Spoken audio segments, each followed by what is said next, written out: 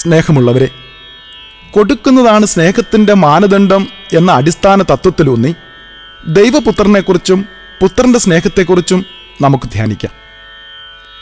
ഈശോ തന്നെ സ്വയം വെളിപ്പെടുത്തിയ ചില തിരുവചനങ്ങൾ. 1, എന്നെ കാണുന്നവൻ പിതാവിനെ കാണുന്നു.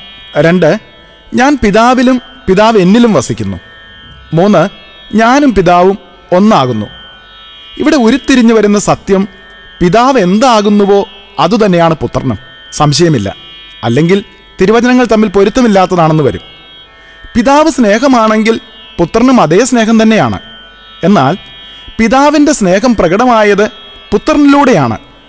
സൂര്യനിൽ നിന്ന് പുറപ്പെടുന്ന പ്രകാശകിരണം ജലകണങ്ങളിൽ തട്ടി സപ്തരാജികൾ വിടരുന്നത് പോലെ പിതൃസ്നേഹം ജീവജലമാകുന്ന പുത്രനിലൂടെയാണ് പ്രകടമായത്. അഥവാ പുത്രൻ തൻ്റെ ജീവിതത്തിൽ വിരിയിച്ച വർണ്ണരാജികൾ യഥാർത്ഥത്തിൽ പിതാവിൽ നിന്ന് പുറപ്പെട്ട സ്നേഹരശ്മികളിൽ നിന്ന് തന്നെയാണ്.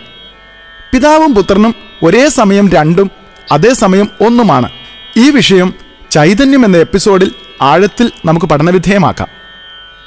എങ്ങനെയാണ് പിതാവിൻ്റെ സ്നേഹം പുത്രനിലൂടെ പ്രകടമായത്, പ്രതിഫലിപ്പിച്ചത്?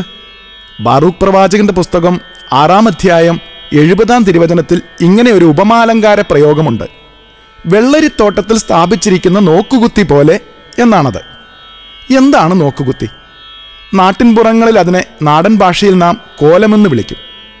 ഇവിടെ തുടർന്ന് നാം വിശകലന വിധേയമാക്കുന്ന കോലത്തിൽ അഥവാ നോക്കുകുത്തിയുടെ വാക്മയ ചിത്രത്തിൽ അല്പം അന്ധവിശ്വാസത്തിൻ്റെ അബദ്ധങ്ങൾ മറഞ്ഞിരിപ്പുണ്ട്. അതിലേക്കല്ല ഇവിടെ വിരൽ ചൂണ്ടുന്നത്, മറിച്ച് അതിൽ മറഞ്ഞിരിക്കുന്ന ദൈവിക സന്ദേശത്തിലേക്കാണ്. കേരളത്തിലുടനീളവും ഭാരതത്തിൻ്റെ ഭാഗങ്ങളിലൂടെ യാത്ര ചെയ്യുന്ന നാം പലപ്പോഴും കണ്ടിട്ടുണ്ടാകും, പുതുതായി എന്തെങ്കിലും സംരംഭങ്ങളിൽ ഏർപ്പെടുന്നവർ, അതായത് വീട് വയ്ക്കുക, വലിയ കെട്ടിടങ്ങൾ നിർമ്മിക്കുക, പുതിയ പ്ലാന്റേഷനുകൾ ആരംഭിക്കുക മുതലായവ ചെയ്യുമ്പോൾ പ്രസ്തുത സംരംഭത്തിൻ്റെ മുന്നിലായി ഒരു നോക്കുകുത്തിയെ, കോലത്തെ സ്ഥാപിച്ചിരിക്കുന്നത്. ഇത് ആ സംരംഭകന്റെ ഭയത്തിൽ നിന്നും ഉയർക്കൊണ്ട അബദ്ധജടിലമായ ഒരു അന്ധവിശ്വാസമാണെന്നിരിക്കലും അതിൽ നിന്ന് ഉയർക്കൊള്ളുന്ന സത്ത നമുക്ക് ഉരുത്തിരിച്ചെടുക്കാം.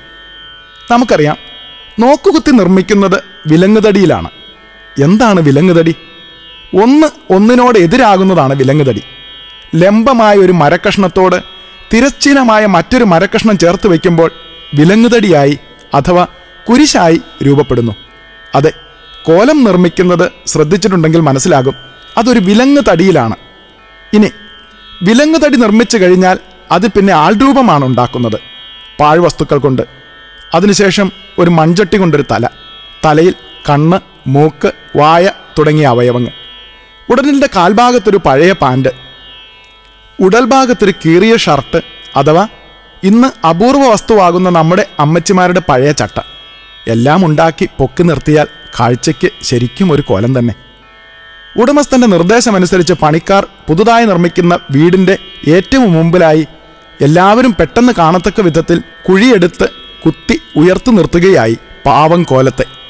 പിന്നീട് അങ്ങോട്ട് അതിൻ്റെ ദുർഗതി ചിന്തിച്ചാൽ, നല്ല സമ്പന്നനായ ഒരാളാണ് പ്രസ്തുത വീട് നിർമ്മിക്കുന്നതെങ്കിൽ വളരെ കുറച്ചു കാലമേ അതിനങ്ങനെ നിൽക്കേണ്ടി വരൂ. അല്ലെങ്കിലോ ആദ്യ വർഷം തറ കെട്ടിക്കഴിയുമ്പോഴേക്കും മഴക്കാലമായി. പിന്നീട് 4 മാസം അത് മഴയത്ത് നനഞ്ഞൊലിച്ച്, പിന്നെ 4 മാസം മരം കോച്ചുന്ന മഞ്ഞിലും തണുപ്പിലും, വീണ്ടും ഒരു വേനൽക്കാലം. ഇത്രയും ആകുമ്പോഴേക്കും നമ്മുടെ കോലത്തിൻ്റെ വിരിച്ചു പിടിച്ചിരിക്കുന്ന കൈകൾ രണ്ടും തളർന്നു തൂങ്ങിയിട്ടുണ്ടാകും, കാറ്റടിച്ച് തല ചെരിഞ്ഞിട്ടുണ്ടാകും, പാൻറ്റും ഷർട്ടും കരിമ്പനടിച്ച് പഴകി മങ്ങിയിട്ടുണ്ടാകും. വീണ്ടും അടുത്ത ഘട്ടം, ഭിത്തികെട്ട്, വാർപ്പ്. 1 വർഷം കൂടി കടന്നുപോയി. 3-ാം വർഷം തേപ്പ്, പെയിൻറ്റിങ്, അവസാന മിനുക്കുമണികൾ. 3 വർഷം കൊണ്ട് നമുക്ക് ചിന്തിക്കാനാകും, ആ കോലത്തിൻ്റെ കോലം കെട്ടുപോയി കണ്ടാലറയ്ക്കുന്ന ഒരു വൈകൃതമായിട്ടുണ്ടാകും. ഇതാ വീട്ടജമാനൻ ഗൃഹപ്രവേശനത്തിനുള്ള തത്രപ്പാടിലാണ്. അയാൾ തനിക്ക് സംലഭ്യമായ സന്തോഷത്തിൽ പങ്കുപറ്റാൻ ക്ഷണം ആരംഭിക്കുകയായി.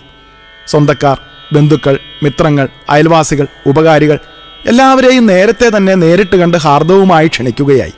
ഒടുവിൽ അവസാന മിനുക്കുമണികൾ പരിശോധിക്കാൻ വന്ന ഉടമസ്ഥൻ്റെ കണ്ണിൽ അപശകുനം പോലെ ആദ്യം പെട്ടത് കോലം കെട്ടുപോയ ആ കോലമാണ്. അതിനെ കണ്ടപ്പോഴേ അയാൾക്ക് അവജ്ഞയായി. ഇന്നലെ വരെ അയാളുടെ വീടിനെ കണ്ണേറ് തട്ടാതെ കാത്ത കോലം ഇന്നൊരധികപ്പറ്റ്.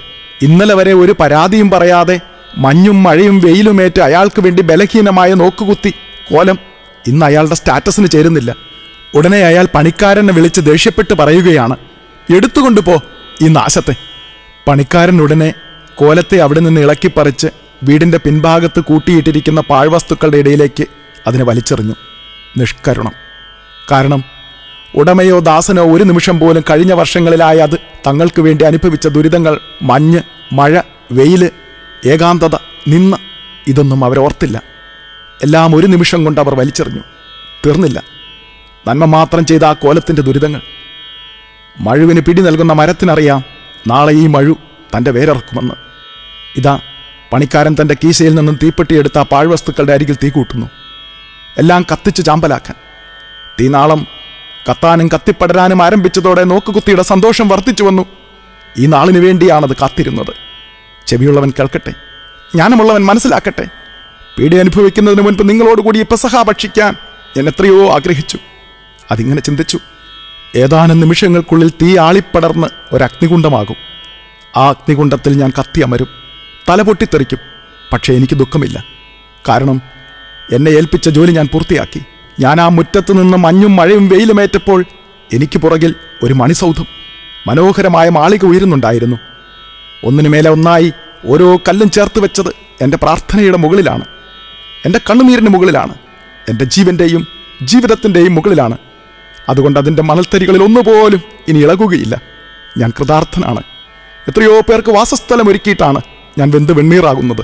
ഞാൻ തികച്ചും സംതൃപ്തനാണ്. സഫലമാണ് എൻ്റെ ജന്മം. നിറഞ്ഞ സംതൃപ്തിയോടെ അതൊരു പിടി വെണ്ണീറായി മാറി.